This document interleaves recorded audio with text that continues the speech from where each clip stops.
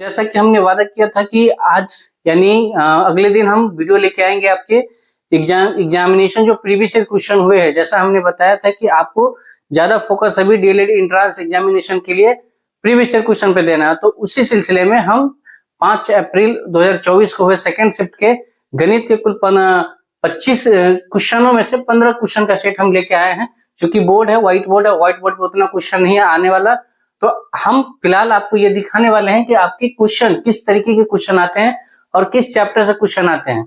यानी गणित में जो 25 में 25 नंबर लाना है कितना इजीली है, तो उसको हम यहाँ देखेंगे और सॉल्व करने का प्रयास करेंगे। और फिर आप बाकी के जो 10 क्वेश्चन बचेंगे वो हम नेक्स्ट वीडियो में कवर करने का प्रयास करेंगे। जैसा कि आपको पता है कि बिहार डीएलएड प्रवेश परीक्षा की जो फॉर्म फिलअप है वो 11 से 22 जनवरी तक फिलअप होगा, तो आप लोग जल्दी से फॉर्म फिलअप कर दीजिएगा।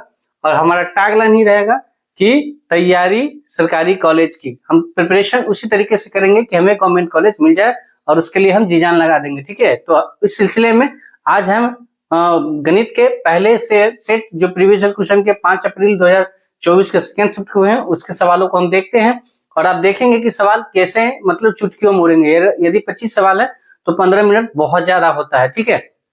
तो चलिए हम बिना किसी देरी के शुरू करते हैं। यहाँ पे हम प्रयास करेंगे बनाने का। तो पहला सवाल हमारा है, जैसा कि आप देख रहे हैं कि 234 के अभाज्य गुणनखंड में 3 का अधिकतम घात। अब क्या है घात, पहले हमको समझना क्या है। तो घात पहले जानिए, घात कहते हैं पावर को। सिंपल सा बात कि अगर x का पावर 4 है तो मतलब x का घात क्या है 4 है। तो बोला कि 234 का पहले अभाज्य गुणनखंड निकालिए। तो 234 का अभाज्य गुणनखंड आप सिंपल वे में इस तरीके से निकाल देंगे। तो निकालेंगे तो 2 एकम 2, 2 एकम 2, 2 सत्ते 14, 7 और 2 9 हुआ। ये विभाजता का नियम अगर आपको पता होगा तो आपको इजीली डिसाइड कर पाएंगे कि कौन नंबर किससे कटेगा। तो ये 3 से कटेगा तो 3 तिया 9, 2 3 27, फिर से 3 से काटेंगे तो 13 तिया 39। अब ये जो हमारा अभाज्य गुणनखंड बन के आया वो 2 गुने 3 गुने 3 गुने 13, यही है जो 234 देगा। तो इसमें हमको पूछा गया है सवाल में कि 3 का अधिकतम घात कितना है। तो इसको हम ऐसे लिख सकते हैं 2 गुने 3 का पावर 2 गुने 13। तो आप यहाँ देख सकते हैं कि 3 का अधिकतम घात कितना है, तो अधिकतम घात है हमारा 2। तो इसका राइट आंसर क्या हो जाएगा, ऑप्शन नंबर डी यानी 2 आंसर हो जाएगा। तो देख सकते हैं कि आपको अभाज्य गुणनखंड से संबंधित सवाल दिए गए हैं। तो किस तरीके के सवाल आपसे पूछे जाते हैं। दूसरा सवाल हमारा है कि निम्न में कौन विजातीय है, यानी कौन 4 ऑप्शन दिया है जिसमें से कौन अलग है। तो पहला है 3/5, दूसरा है आपका √16/4 रूट के अंडर में, तीसरा है आपका √2/5 और चौथा है 25/9। तो देखिए या तो परिमेय होगा या अपरिमेय होगा, क्योंकि आपको पता है परिमेय p/q के रूप को बोलते हैं और जो अपरिमेय है जो या तो जिसका पूरा पूरा वर्गमूल नहीं निकल पाता है या रूट में रह जाता है उसे हम अपरिमेय कहते हैं। तो 3/5 क्या है, परिमेय है।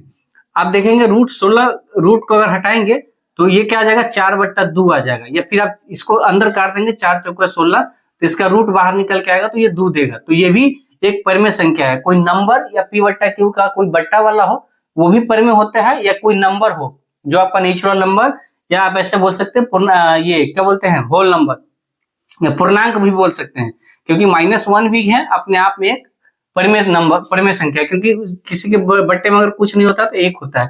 तो ये p/q बना देता है। परिमेय संख्या का कंडीशन ही है क्योंकि जो हर है p/q वो एक पूर्णांक होना चाहिए और q नॉट इक्वल टू 0 होना चाहिए, q 0 के बराबर नहीं होना चाहिए। तो ये भी आपका परिमेय हो गया।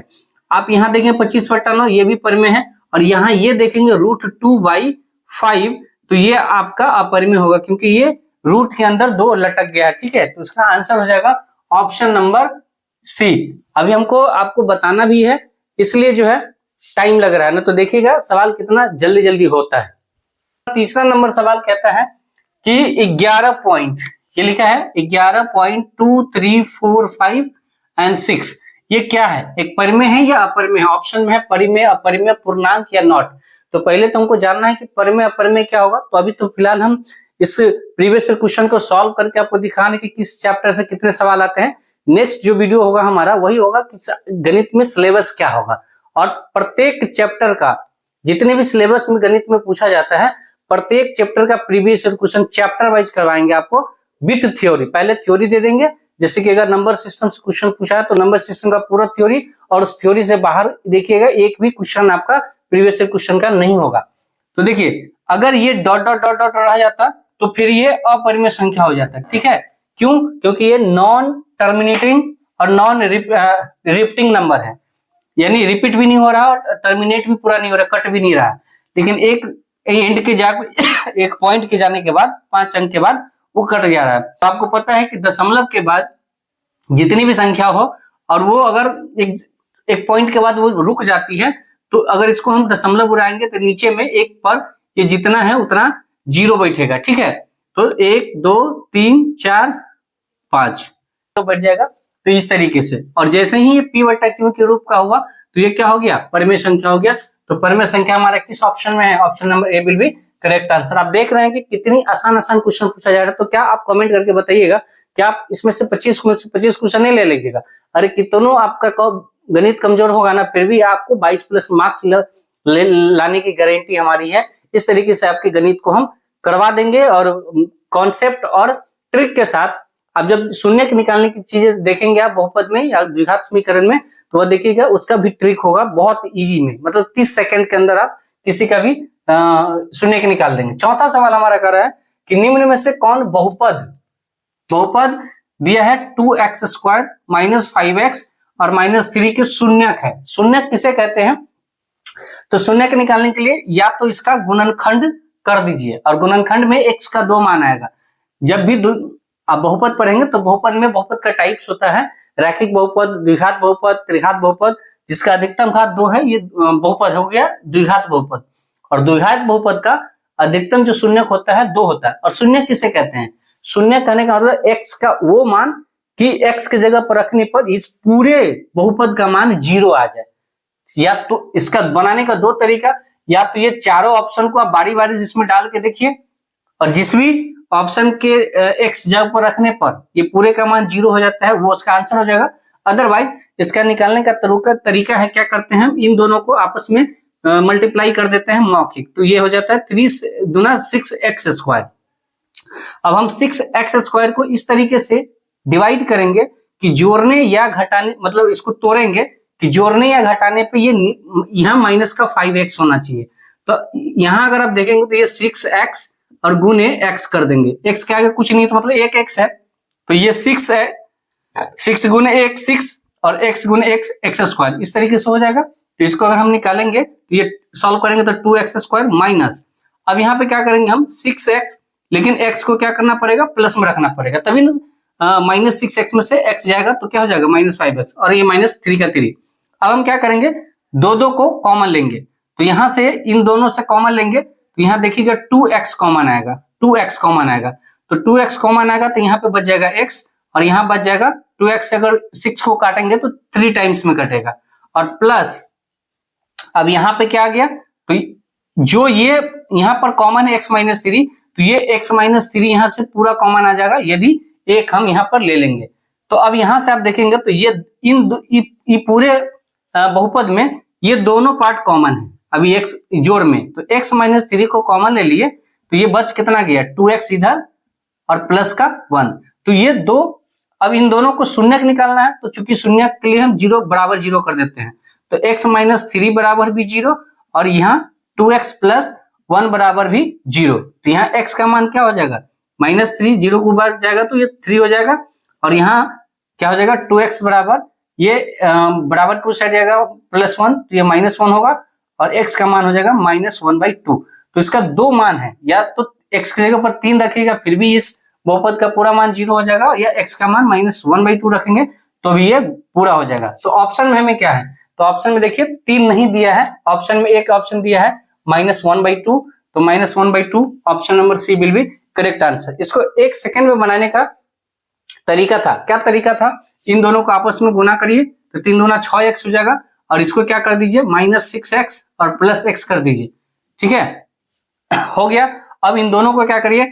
ये कर दीजिए बट्टा में 2 दे दीजिए। क्यों दे दीजिए?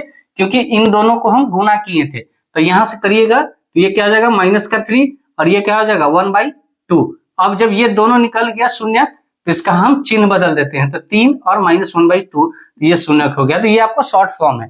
तो जब हम शून्य के बारे में पढ़ेंगे बहुपद के बारे में, तो उसमें हम डिटेल से इस चीज के बारे में चर्चा करेंगे। तो चलिए हम अब अपने अगले सवाल की तरफ बढ़ते हैं। तो आई होप की चीजें आपको समझ में आ रही होंगी और मजा आ रहा होगा और आपको गणित बहुत ही आसान लगेगा। अभी तो हमें क्वेश्चन करवाना है, इसलिए हम जल्दी जल्दी कर रहे हैं ताकि वीडियो आपका लंबा नहीं हो। जब हम टॉपिक को पढ़ेंगे थ्योरी वाइज और उसके बेस पे जब हम थ्योरी करवाएंगे, उसके बाद जब आपको सवाल कराएंगे तो आप देखिएगा मतलब आप चुटकियों में सवाल को सॉल्व करेंगे। अगला सवाल हमारा है कि समीकरण 2x प्लस 3y बराबर 5, इसका आलेख कैसा होगा। यानी तो आपको पता होना चाहिए कि रैखिक समीकरण का जो आलेख होता है वो हमेशा स्ट्रेट लाइन में होता है, यानी सरल रेखा में होता है। तो सरल रेखा इसका ऑप्शन हो जाएगा, option number b will be correct answer. अब देख सकते हैं कि कितने कितने आसान आसान सवाल पूछे जाते हैं। यदि आप 10th में गणित पढ़े होंगे तो आप द्विघात समीकरण, क्या बोलते हैं, बहुपद, इसके बाद आपका माध्यक बहुलक, उसके बाद आपका ज्योमेट्री, मेंसुरेशन, ये सारा चीज वहीं से है। आप देखिएगा ये वीडियो मतलब ये पूरा क्वेश्चन सॉल्व करने के बाद आप खुद अंदाजा लगा लेंगे कि आपके लिए कौन से चैप्टर ज्यादा इंपॉर्टेंट है। अब ठीक है, 7वें सवाल पे हम आते हैं। 1 2 3 4 से लेके n का माध्य ज्ञात करिए। देखिए माध्यक बहुलक से बहुत सवाल आते हैं। देखिए 2 क्वेश्चन यहाँ हो गया, एक क्वेश्चन यहाँ है, यानी 4-5 क्वेश्चन आता है। तो 1 2 3 4 ... n का माध्य होता है ये। तो देखिए ये आपका जो है नंबर सिस्टम में भी क्वेश्चन पूछा जाता है कि n प्राकृत संख्याओं का योग क्या होगा। 1 2 3 4 ... n का, तो पहले ये किस का रूप है, तो ये प्राकृतिक संख्या। प्राकृतिक संख्या किसे कहते हैं, गिनती की सभी संख्या को प्राकृतिक संख्या कह देते हैं। और उसको उस बेस पे क्वेश्चन आता है कि 1 से लेकर 50 तक की संख्याओं का, प्राकृतिक संख्याओं का, लगातार प्राकृतिक संख्याओं का योग आप बता दीजिए। तो योग का फॉर्मूला क्या होता है, योग का फॉर्मूला होता है n इंटू n प्लस 1/2। लेकिन हमें इसका योग नहीं बोला, बोला माध्य। तो माध्य निकालने के लिए आप क्या करते हैं, सभी संख्याओं का योग कर देते हैं। तो योग तो यही निकल गया n प्लस 1/2, है ना। और बट्टे में क्या करते हैं, जितनी संख्या होती है उससे हम भाग कर देते हैं। तो n से भाग कर देंगे, तो n से n कट गया, तो माध्य बराबर हो जाएगा n प्लस 1/2। इसका करेक्ट आंसर हो जाएगा ऑप्शन नंबर कौन सा है आपका, 7वां का। तो 7वां का ऑप्शन आप देखेंगे तो ऑप्शन नंबर बी इसका करेक्ट आंसर हो जाएगा। लेकिन यहीं पर अगर बोलेगा कि इन सभी का योग बताइए, तो ये योग के लिए ये फॉर्मूला होगा। अगला सवाल हमारा है 8वां नंबर, एक्स अक्ष को किस समीकरण द्वारा निरूपित किया जा सकता है। तो ये आपका कोऑर्डिनेट ज्योमेट्री का क्वेश्चन है, निर्देशांक ज्यामिति। निर्देशांक ज्यामिति कहते हैं ये y एक्सिस होता है, ये x एक्सिस होता है, बीच में आपका जो है क्या होता है, मूल बिंदु होता है, जहां पर इसका 0 0 x और y का अक्ष, इसको x अक्ष बोलते हैं। ये निगेटिव के तरफ होता है और ये पॉजिटिव होता है, ठीक है। ये ऊपर पॉजिटिव होता है, नीचे निगेटिव होता है। तो बोला गया है कि x अक्ष को किस समीकरण द्वारा, तो अगर x अक्ष पे कोई बिंदु होगा, इसका मतलब है कि वहां y का मान क्या होगा, 0 होगा। आप y के रास्ते में जाएंगे तभी तो y का कुछ दूरी तय करेंगे। तो यदि आप x के अक्ष पे हैं, है ना, तो x के समीकरण में x अक्ष पे हैं, तो y का मान क्या हो जाएगा, 0। तो y का मान 0, ऑप्शन नंबर क्या है, बी में इसका करेक्ट आंसर हो जाएगा। तो इस तरीके से बहुत ही आसान आसान सवाल पूछे जाते हैं, एकदम कॉन्सेप्ट बेस्ड क्वेश्चन पूछा जाता है। जो आपका कॉन्सेप्ट है नॉर्मली एकदम साधारण बेसिक सवाल पूछे जाते हैं। अगले सवाल नंबर 9 पे हम चलते हैं। AB एक वृत्त का व्यास है। तो देखिए AB एक वृत्त का व्यास है, तो पहले हम वृत्त ड्रॉ कर लेते हैं, ठीक है। 9वां नंबर सवाल है कि AB एक वृत्त का व्यास है। तो वृत्त हम पहले बना देते हैं। तो वृत्त हमारा ये हो गया, ठीक है। और वृत्त का व्यास क्या कहते हैं, थोड़ा चीजें जान लीजिए वृत्त के बारे में। तो वृत्त, इसे हम वृत्त के बीचों बीच को, इसको हम बोलते हैं सेंटर, जिसको आप केंद्र बोलते हैं, सेंटर। हिंदी में इसको केंद्र बोला जाता है, ठीक है। और इसके बाहरी सतह को परिधि बोला जाता है ना, परिधि बोला जाता है, ठीक है। पेरीमीटर बोला जाता है इंग्लिश में। और वृत्त के केंद्र बिंदु से लेके और परिधि की बीच की दूरी को रेडियस बोला जाता है, यानी इसको आप हिंदी में त्रिज्या बोलते हैं, ठीक है। और यही एक परिधि से लेके सेंटर से गुजरते हुए दूसरे परिधि को अगर मिला दिया जाए तो इसे हम बोलते हैं वृत्त का व्यास, यानी डायमीटर, ठीक है। और डायमीटर जो होता है, तो आप देखेंगे तो ये इधर रेडियस और ये रेडियस, यानी दो त्रिज्या के बराबर रेडियस। तो व्यास बराबर फॉर्मूला भी होता है कि 2r, या अगर त्रिज्या निकालना हो तो d बाई हम 2 करते हैं, यानी व्यास बट्टा 2 बोलते हैं। आई होप कि चीजें समझ में आ गई होंगी। उसके बाद ये निर्देशांक ज्यामिति की क्वेश्चन है कि बोला कि एक ये है वृत्त, और वृत्त के सेंटर, वृत्त के मतलब वृत्त का व्यास दिया है a और b, और इसका केंद्र भी दिया है। देखिए बोला है कि यह सवाल देखिए कि ए भी एक वृत्त का व्यास है तथा वृत्त के केंद्र का निर्देशांक दिया है, इसको सेंटर मान लेते हैं, तो ये दिया है 2, -3। उसके बाद बोला है तथा b का निर्देशांक है 1 और 4। तो बोला है कि a का निकालिए, तो इसका xy निकालना होगा। तो आप देखिएगा कि ए भी एक वृत्त का व्यास है, और व्यास के बीच में जो मध्य बिंदु है केंद्र, तो केंद्र से दोनों त्रिज्याओं की दूरी समान है, और जब भी समान होता है इसका मतलब ये मध्य बिंदु है। तो यहाँ पे निर्देशांक ज्यामिति का मध्य बिंदु फॉर्मूला लगेगा, मध्य बिंदु का सूत्र लगेगा। मध्य बिंदु सूत्र कहता है कि अगर मध्य बिंदु निकालना है आपको मध्य बिंदु का, तो x, y अगर निकालना है तो x के लिए हो जाएगा x1 + x2/2 और y1 + y2/2। तो चूंकि हमें x1 + x2 निकालना है, तो ये x1 हो गया और ये x2 हो गया। तो x1 हमारा क्या है, x + x2 हो गया 1 बट्टा में 2, और इसी का मान दिया है यहाँ पर 2। नहीं समझ रहे हैं, इन दोनों का योग बट्टा 2, तो ये इसका x निकलता, तो x का मान दिया है 2। तो अब 2 दूना 4 हो जाएगा, तो x + 1 बराबर हो गया 4। तो x का मान कितना हो गया, 4 - 1, तो ये 3। तो यहाँ पर x 3 हो गया। ठीक है सर।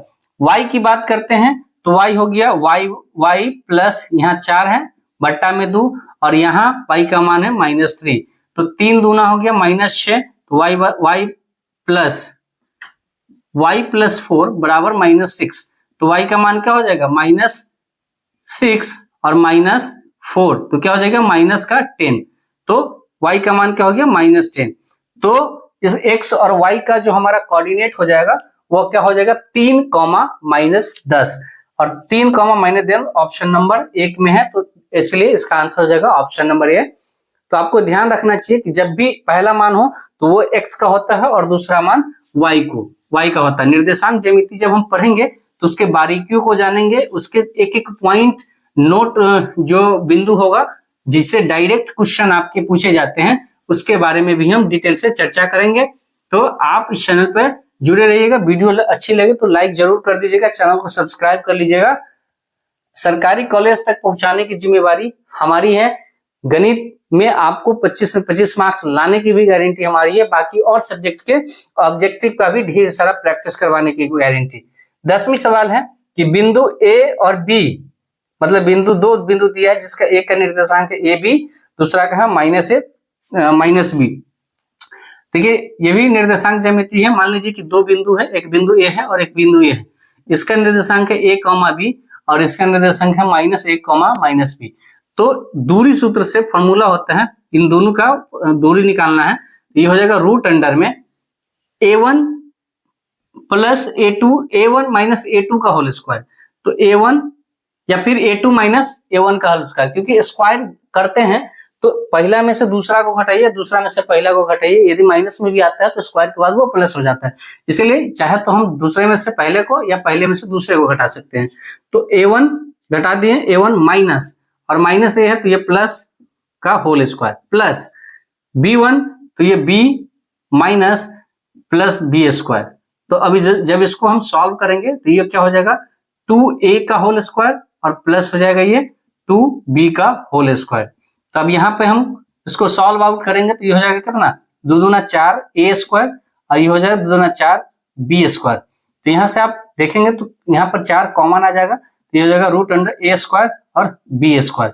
4 बाहर निकल आ जाएगा, तो 4 बाहर निकल के कितना आ जाएगा, 2, और √अंडर में आ जाएगा a square plus b square. तो इस तरीके का इसका आंसर आपका क्या हो जाएगा, इसका आंसर हो जाएगा 2√a square plus b square, जो कि आपके ऑप्शन नंबर डी है। This is D will be correct answer. 11 number सवाल पे हम चलते हैं। सवाल कर रहा है किसी बाह्य बिंदु से वृत्त पर कितनी स्पर्शरेखा खींची जा सकती है। देखिए वृत्त के बाह्य बिंदु से बोला गया है ना। तो देखिए ये एक वृत्त हुआ, ठीक है, ये एक वृत्त है, सवाल नंबर 11 है हमारा, ये वृत्त हुआ। और किसी बाह्य बिंदु, अगर फिक्स बोल दे, किसी एक खास बिंदु से वृत्त पर स्पर्श रेखा खींचनी है। स्पर्श रेखा किसको कहते हैं? जो सिर्फ बिंदु को ये जैसे वृत्त को स्पर्श करके निकल जाए, कट कुट नहीं करे, यहाँ छू के निकल जाए, इस तरीके से छू के निकल जाए। तो अगर बिना किसी कंडीशन का अगर कोई बिंदु नहीं दिया है और पूछी जाए कि वृत्त पर कितनी स्पर्श रेखाएं खींची जा सकती है, तो वहां होगा अनंत। लेकिन कोई खास बिंदु का बात कर दिया जाए तो उस बिंदु से जब आप वृत्त पे स्पर्श रेखा खींचेंगे तो सिर्फ और सिर्फ 2 खींच सकते हैं। एक तो आप इस तरीके से खींच सकते हैं और एक इस तरीके से खींच सकते हैं। तो आपका आंसर आपके पास में है, तो आंसर आप जरूर दीजिए। तो 11 का ऑप्शन हो जाएगा, option number c will be correct answer. सवाल नंबर हम 12 पे चलेंगे और 12 सवाल आपके सामने है। 12 सवाल क्या कह रहा है, अब ध्यान से सुनेंगे। 12 सवाल कह रहा है कि एक भुजा है जिसकी लंबाई a है, तो वो वर्ग का मतलब वर्ग की एक भुजा है जिसकी लंबाई a है, तो वर्ग का क्षेत्रफल क्या होगा। तो देखिए क्षेत्रमिति के डायरेक्ट आपके फॉर्मूला बेस्ड क्वेश्चन आते हैं। तो वर्ग होता है क्या, इस तरीके का वर्ग होता है। वर्ग का चारों भुजा बराबर होता है, ये a होगा, ये होगा तो सभी a होगा, और इनके चारों कोण भी 90 डिग्री के बराबर होते हैं, बटे होते हैं 90-90, ठीक है। और इनके जो डायगोनल होते हैं विकर्ण वो भी बराबर होते हैं। तो वर्ग का जो क्षेत्रफल होता है, वर्ग का जो क्षेत्रफल का फॉर्मूला होता है वो होता है हमारा भुजा स्क्वायर, यानी भुजा का होल स्क्वायर। और भुजा बोल दिया है कि भुजा कितना है, a है, तो a का आप स्क्वायर कर देंगे तो क्या हो जाएगा, a स्क्वायर। और a स्क्वायर किसमें ऑप्शन है, ऑप्शन नंबर डी इसका जो हो जाएगा करेक्ट आंसर हो जाएगा, ऑप्शन नंबर डी। 13 नंबर सवाल है कि 4-3, अब 13 नंबर देखेंगे तो 4, 3, 12, 8, 7, 8, 8, 10, 13 इसका बहुलक कह रहा है। तो देखिए माध्य, माध्यक और बहुलक में, बहुलक भी जो है एक, देखिए माध्य, माध्यक और बहुलक तीनों का एक सिंपल फॉर्मेट होता है और तीनों का एक फॉर्मूला बेस्ड फॉर्मेट होता है, ठीक है। तो बहुलक इस तरीके का अगर सवाल दे और बहुलक की बात करें तो जो संख्या इसमें सबसे ज्यादा बार आती है वही आपका बहुलक कहलाता है। तो इसमें आप देखिए 8 कितनी बार आया है, 3 बार आया है, इसका मतलब इसका बहुलक कितना हो गया, 8, ऑप्शन नंबर बी। 8 से ज्यादा बार कोई संख्या नहीं आया है। क्वेश्चन नंबर 14, तो हम चलते हैं क्वेश्चन नंबर 14 पे। तो क्वेश्चन नंबर 14 हमारा कह रहा है कि प्रथम 10 सम प्राकृत संख्याओं का माध्य। तो माध्य निकालने से पहले हमको पता होना चाहिए कि सम संख्याओं, लगातार सम संख्याओं का मतलब लगातार सम प्राकृत संख्याओं का योग का फॉर्मूला क्या होता है। जैसे 2, 4, 6, 8, 10 डॉट डॉट बोल देगा कि 20 सम, लगातार 20 सम संख्याओं का योग। तो योग का फॉर्मूला होता है n × n+1, ठीक है। और जब ये योग हो गया तो माध्य निकालने के लिए क्या कहते हैं, जितना संख्या का योग है उतना बट्टे में संख्या दे देंगे, यानी बट्टे में n से आप भाग कर देंगे। तो ये आपका क्या हो जाएगा, माध्य निकालने का, लगातार प्राकृत सम संख्याओं का माध्य निकालने का फॉर्मूला। तो n से क्या हो गया, n कट गया तो फॉर्मूला क्या आ जाएगा, n+1। तो आप देखेंगे तो प्रथम 10 सम प्राकृत संख्या का माध्य बोल रहा है, तो n कितना हो गया आपका 10, तो इसका माध्य क्या हो जाएगा भाई साहब। तो माध्य निकालने के लिए आप क्या कर सकते हैं, n+1 कर दीजिएगा, यानी 10 + 1 यानी 11, ठीक है। तो 11 कौन सा ऑप्शन में है, तो ऑप्शन नंबर बी इसका करेक्ट आंसर हो जाएगा। 15 नंबर सवाल है कि 7, 3, 5, 4, 6 का माध्य निकालना है। तो माध्य निकालने के लिए तो आपको आराम से फॉर्मूला पता होगा कि क्या करेंगे, इन सब को जोड़ देंगे। तो 7 + 3 + 5 + 8 + 6 + 10 + 9 + 12 और बट्टा में ये कितनी संख्या है, 1, 2, 3, 4, 5, 6, 7, 8, तो 8 से भाग कर देंगे। अब जोड़ देंगे तो 12, 9, 21, 10, 31, 6, 37, 8, 45, 5, 50 और 50 और 10 कितना हो गया, 60। 60/8 हो गया, तो इसको काटेंगे तो 8 × 7 = 56, 4.0, 8 × 5 = 40, यानी 7.5 इसका करेक्ट आंसर हो जाएगा, ठीक है। तो ये हमारा 15 सवाल रहा। आप लोग जरूर बताइएगा कि सवाल आप देखने के बाद आपको कैसा लगा है, कि 15 में से कितने सवाल हैं। यदि आपका थोड़ा भी गणित आपने पढ़ रखी होगी क्लास 10th में, तो ये गणित 15 क्वेश्चन बनाने में आपको कितना समय लगेगा। हमने तो क्वेश्चन समझा के बताया, इसलिए हो सकता है कि 25-30 मिनट का ये वीडियो बन गया होगा, ठीक है। लेकिन आप ये 15 सवाल मुश्किल से खासकर जब आप प्रैक्टिस करने लगेंगे और ये जब आप कॉन्सेप्ट के बारे में पता चल जाएगा तो उसके बाद आपको ये 15 सवाल मुश्किल से 7 से 8 मिनट में सॉल्व हो जाएगा। बाकी के 10 और सवाल हैं जिसमें से 2-3 क्वेश्चन आपको त्रिकोणमिति से हैं कि tan 30 बटा cot 60 का मान क्या होगा, ये क्वेश्चन है। दूसरा क्वेश्चन है आपको कि दूसरा क्वेश्चन आपका है sin square sin 4 theta plus cos 4 theta is equal to 1/2, तो sin theta into cos theta का मान क्या होगा। यदि आपने त्रिकोणमिति पढ़ा होगा तो इसका आसान से आप जवाब दे देंगे। तीसरा सवाल था कि 1 माइनस tan स्क्वायर 60 डिग्री बट्टे में 1 प्लस tan स्क्वायर 60 डिग्री का मान क्या होगा, ये भी आपको बताना था। तो ये तीन क्वेश्चन आपके कहां से थे, तो ये त्रिकोणमिति से थे, ठीक है। तो इस तरीके से, और एक आध क्वेश्चन आपके ज्योमेट्री से हैं और एक क्वेश्चन आपके मेंसुरेशन यानी क्षेत्रमिति से हैं। तो इसका क्वेश्चन का तो आप आसान से जवाब दे सकते हैं। tan 60 का मान वही होता है जो cot 60 का, tan 30 का मान वही होता है जो cot 60 का होता है। तो ये तो कट के ऐसे ही 1 हो जाएगा। अगर आपको काटना नहीं तो इसका अगर मान याद है तो tan 30 होता है 1/√3 और cot 60 होता है 1/√3, तो ये आपस में कट जाएगा तो आंसर 1 हो जाएगा। sin 4 थीटा प्लस ये, तो इसका आपको चलिए हम बनाएंगे। tan 60 √3 होता है और √3 का होल स्क्वायर कर देंगे, बट्टा में 1 प्लस फिर √3 का होल स्क्वायर कर देंगे। तो यहाँ क्या कर दीजिएगा 1 माइनस √3 का जब होल स्क्वायर करेंगे तो स्क्वायर से रूट कट जाएगा, तो ये 3 हो जाएगा और बट्टा में 1 प्लस ये 3 हो जाएगा। तो ऊपर में क्या आ जाएगा माइनस का 2, नीचे में आ जाएगा 4, तो इसका माइनस आंसर हो जाएगा -1/2। तो ये आसान सवाल था, इस सवाल को हम देख लेंगे। और वीडियो कैसा लगा, वीडियो अच्छा लगा तो लाइक जरूर करिएगा, वीडियो के बारे में सजेशन जरूर दीजिएगा। नेक्स्ट वीडियो आपके किस टॉपिक से संबंधित होना चाहिए, कौन सा सब्जेक्ट से आपको चाहिए क्वेश्चन, हम प्रयास करेंगे कि अगला जो हम वीडियो डालें वो आपके पूरे सिलेबस के बारे में डालें कि पिछले 2-3 सालों में किस चैप्टर से कितने सवाल पूछे जा रहे हैं, ताकि आप एक स्ट्रैटेजी बेस्ड तैयारी कर पाओ और अपने जो गणित के या किसी भी सब्जेक्ट में जब तक आपको चीजें पता नहीं होंगी कि किस चैप्टर से कौन चैप्टर हमारे लिए एग्जाम के पॉइंट ऑफ व्यू से ज्यादा महत्वपूर्ण है, तो आप सीधे क्या होगा वो भेड़िया चाल में चलेंगे और मतलब आपको पता है कि 1.5 से 2 महीनों में पूरी संपूर्ण तैयारी तो संभव नहीं है थ्योरी बेस्ड। तो आपको पता होना चाहिए कि आपका रास्ता एकदम बिल्कुल अलग होना चाहिए, जो कि स्ट्रेटजी हो, स्मार्ट स्टडी हो, ठीक हो।